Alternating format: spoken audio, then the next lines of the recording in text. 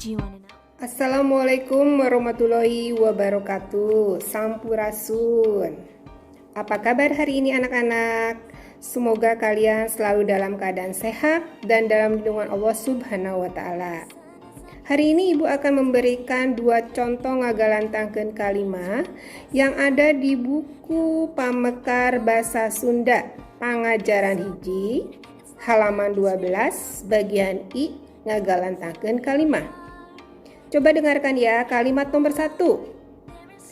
Baju nu geus teu kapake teh bikeun wae kanu butuheun.